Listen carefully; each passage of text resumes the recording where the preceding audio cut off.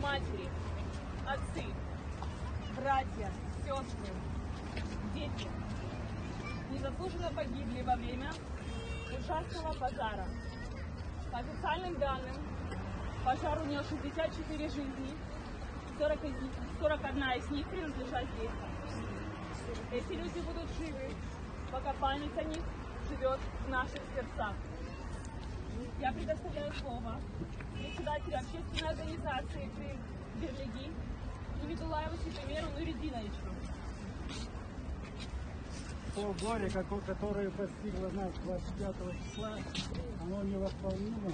И те родители, и те дети, которые сегодня нет, конечно, мы их не вернем.